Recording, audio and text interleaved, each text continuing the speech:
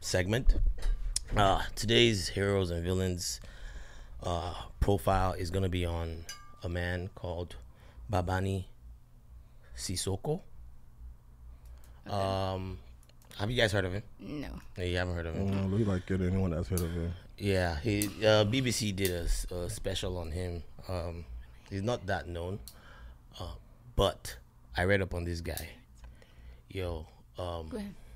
I read up on this guy. It's wild, man. So basically, Babani Sissoko, right? He's a man that comes. He hails from a village, small village in Mali called Dabia. You know, not much is known about his past. But we just know that he came from Dabia, Mali. And he walked into a bank in Dubai. I think it was the Dubai Islamic Bank. I might be getting that wrong. But he walked. Yeah, Dubai Muslim Bank. He walked into a bank, right? He went in there for a loan. And he walked out. He went in there for a loan for a car. And he walked out with $242 million. Huh? Yes. Wow. I like the guy already. I mean, It's how did he wild, do man. it? It's wild. And I'll kind of go over it. I'll Wow. go over it. So, of course, Babani walked inside this place. This was November 1995. Head office of the Dubai Islamic Bank. The manager agreed to the loan. I didn't know how he even got the loan, but the manager agreed to the car loan. And of course, Babani was a very nice guy. He's a very charming dude. And he invited that bank manager back to his house for dinner. Why? I don't know. But my guess is Babani saw that there's some mugu in this guy. I think that's what happened. I think he saw that there's a potential for some business with this guy. So this guy comes back to Babani's hotel room, wherever it was in Dubai, and he does like this demonstration, and he pretty much tells him that, I have this black magic where I can double your money, essentially. And he did like they said the guy walked into the room, there was like some smoke and there was like some demonstration. Some guy popped out of out of nowhere of a room and then ran back in, and he was invoking like the demons or something wild like that. And he basically just saw a demonstration, and I guess he had brought like some cash or something, and he put in like this box, this weird looking box. If you see the box, right, I'm telling you, you'll be looking like, how can anyone fall for this shit? But this was 95, so who knows? He put the money in the box, and then somehow he did some abracadabra thing, and the money doubled. And the bank manager was like, ooh. Whoa. And that was all it took. Mugu. That was all it took. So of course the bank manager came back with more money, and but they pretty much set up like a relationship. He set up a relationship with him, and Babani left the country.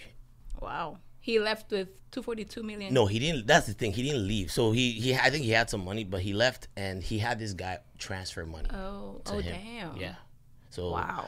I think they said between 1995 and 1998 or 1997. Don't quote me. There were about 183 bank transfers. Wow. So what happened was, Babani already knew that, okay, I already got some money coming I'm in. not coming back. I already got some money in. He went to the United States. He walked into another bank. He wanted to try it again. No. Oh. This time, no appointment though. He just walked in there. He went This to confidence dude. Yo, man, I don't. He must. That's what I'm saying. He must have had some swag jazz or something. Something. Jazz. Do you think jazz works? No. I don't know. He has swag. But you know what? he's But you like, know the thing about jazz, right? Is that people get it, and they have this confidence that it almost kind of like even helps them. Right. And I think that's what happens. So he had this confidence in him, and he walked into this bank in the United States. He met the teller. No appointment. He built a relationship with the teller. Within like a few weeks, he had already married this teller. No one knows if it was an official. No one knows if it was an official wedding. We didn't even know if there's an actual marriage, but he called her his wife. So he built this relationship with this lady, and it was this lady that would get the transfers from the Dubai bank. Oh. Yes. Onto that account. Yes. Oh, wow. Yes. Well, I guess one of the things that Babani was trying to do, apparently, he was trying to like build an airport back in his home Mali. Those are one of the things that he said he was going to do. He claims, Yeah, anyway. he claimed. Yeah, but no, I think he had intentions. I actually think he had intentions. He bought like a few planes actually. He bought like three. You have to make appearances. I guess you do. You do. What? You do. He bought like 3 planes, and he tried to get this thing called a Huey helicopter in 1996. Tried to get it. This was like a year after he had already set up his whole operation, Dubai, Miami operations. And he tried to get a Huey helicopter in Geneva. Now these Huey helicopters are they're like these military grade helicopters. So at that point he got on the radar of U.S. officials. Always overdoing things. Abby. You know what I'm saying? Like just greedy. They he had tried to purchase this thing. Apparently the customs had said no, we can't. He forced his guys to pay a bribe of like 30 grand. Oh, wow. And they popped him on that too. Of course. So and the U.S. They're like, what's Americans going on? Don't care yeah, about they don't that care. one. They don't care.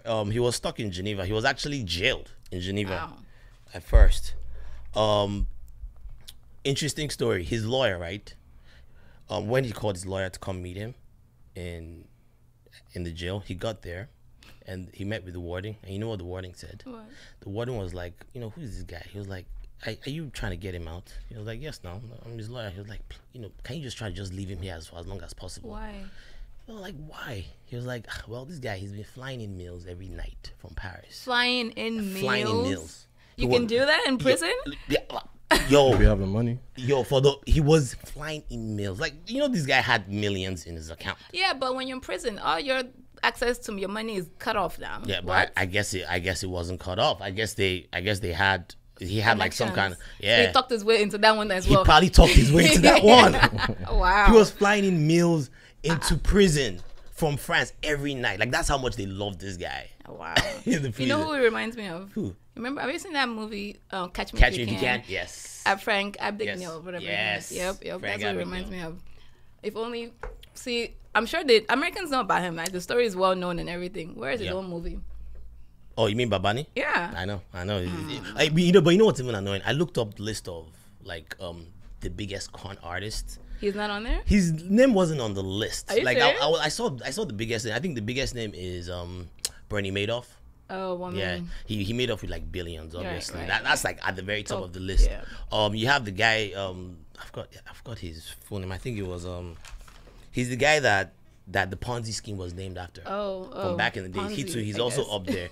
I think he made off with about 220 million. Like if you translate that money back then to now. Right. But I know Babani was like up there with 242. He's definitely top 5. Million. But you see, he's not really on people's radar. And because he's African. And that in itself is insulting.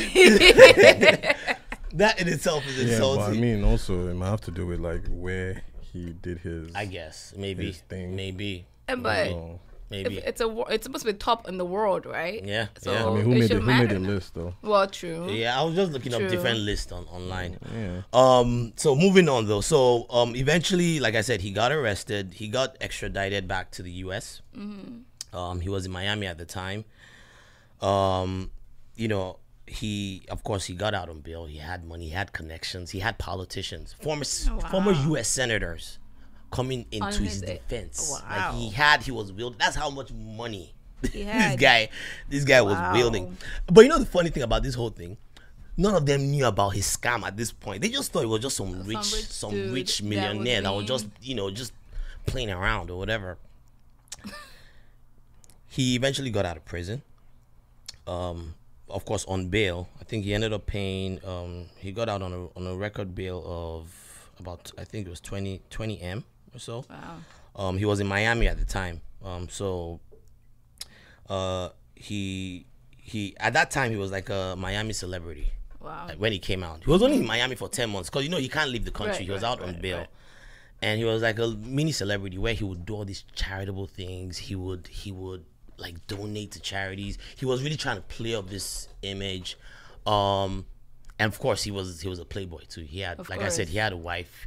The wife that I was talking about, the bank teller, That one, she knew of his other wives. He Of had course, wives wow. in Paris, everywhere. As in, you know, he was just He a was just playing all playboy. over He the was place. like, he was very, very, very well dressed. He was well spoken and everything. They said there was one time like this that he gave away. There was like a high school band that needed to go to New York for like a. He sponsored them. And he sponsored them. And you know how much he gave them? How much? $400,000. Wow. Just Just like that. Like that's how. Like that's how. You see, and that's what happens The when you money don't is work just for you. itching him. It's I just mean, like just giving take. away, just dashing here. That's what happens when you have a wolf, man. You I just mean, when you it's just not your give money, it when you away. didn't work for it. Of course, He you know, would. They spend said it sometimes he would anyhow. drive around giving people money, Just like that? money to the homeless, just handing it out. Like he became like a hero in the Miami circuit at the So time. Robin Hood, basically. Yes, pretty much. Wow. And they said in the 10 months he was in Miami, he gave away an estimated amount of $14 million. Wow. That was just in 10 months. He was just spending that joint. But when it's not his money, shit, Exactly. why not? Of course, eventually the case came, and he just pled guilty. He just pled guilty. He was like, he didn't try to fight it. He paid $250,000 in fines. That was it? Yeah, that was it, and he got away. But I think it was Wait, he got away? Yeah, well, like he got away, but keep in mind this wasn't for stealing money. This was for the issues he had, Okay. because no one knew. That's what I'm saying. Wow. So what? Yes, that's what I'm saying. And So he never got prosecuted for the money stealing. listen now, sorry. I'm jumping the gun. I'm wrapping up here. By around this point, this is like 98 or so. That Ayub guy, they started noticing that, you know, like we're not solvent in this bank. And customers started coming in, wondering, you know, where's the money? And eventually he fessed up. Oh, He was like, you know, there's this guy that, you know, and just said he was going to double our money. yeah, and he fessed up. I mean, it was a really, really huge thing. Like it was Yeah. apparently it was a huge thing at the time. You know, the government ended up having to come in and like kind of like save the bank from going Yeah, bankrupt. $242 million Yeah, is not it was a lot it's of not money. a joke. And they said that they did an exorcism on the guy to rid him of. They said to rid him of, The because black they said he magic. still believed That that it was black still magic going. was real, real. because I guess of what he saw. So they had to do an exorcism on him. By this time, Babani, but by this time, Babani had already gone back to his home country. He escaped. He had gone. He had gone. Wow. So he was never He was prosecuted or never anything for that money? prosecuted. No. Oh, so where's the money? Nobody knows. Nobody knows. Oh, wow. Nobody. I mean, he probably lost most of it eventually, but he went back home. I mean, you stole 242. You gave away 14 million. Yeah. There's still a lot left. Yeah, I'm sure there's still a lot left. He served as he was like a senator or so in his So he went back country. home to run for office. Yes. Wow. 12 years.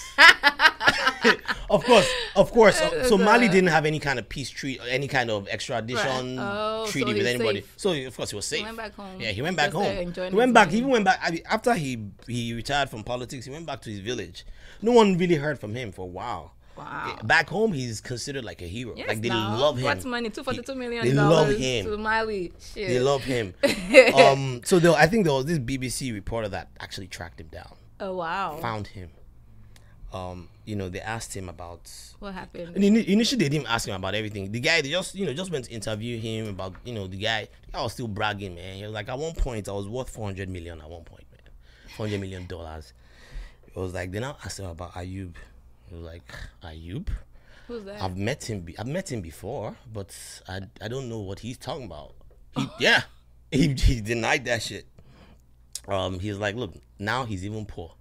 Like, Of yeah, course. right. It was like, yeah, I He's don't. like he's poor now. Yeah, he's like he doesn't How? know what he's talking What happened to the about. money? He said he doesn't know what he's talking about. But there was no money, basically. He was like, look, if I had jazz, that why would I be? He was trying to justify that, like, why would I have to go through all that trouble, like, Get money. True. I mean, well, he has a point. I mean, But yeah, it's a very interesting story. He's still alive, I believe. Wow. Oh yeah, he's still alive. I don't think anything so ever for happened the to him. ultimate con. Yeah, the bank manager ended up doing 3 years. Yeah. Oh no. Yeah, And he didn't even do prison time at all. Can you imagine? Damn. Can you imagine? So Aw. yeah, that's our today's profile for Wow. heroes and villains. So what do you guys think? Hero, villain, I mean, in the middle?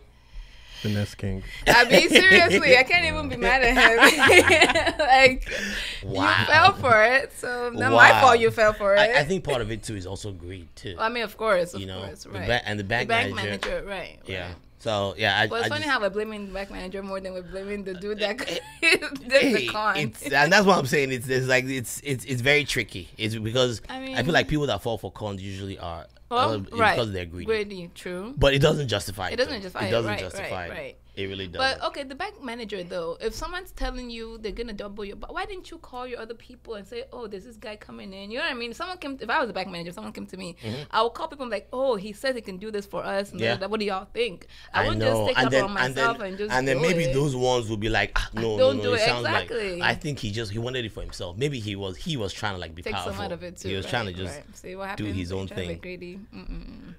Yeah. That's funny. But that brings us to our wait. Did you have anything else to add? No, I'm just trying So to you're like. not calling him a hero or a villain. It's hard. He's somewhere. Well, he's a villain because he stole money. Yeah. I mean, that's wrong. Yeah. But But then he used that money. He blessed a lot of people with that money. They Well- were asking people like his countrymen. They all they get upset with. He's just a nice guy. He was an awesome always guy. blessed They them. say He he's like helped them. very infectious. Like when you're around him, you're always happy. He doesn't like anyone being so like he has charisma. Like, Yeah. those charismatic. It was Probably a wild. sociopath too, because those sociopathic a little people bit. are usually. Yeah, he that's how has they to are. be. He has to be. Well, I mean, he's in the sense of the word, he's a villain. Yeah. But hey. It's kind of like there's a bit of a gray area there.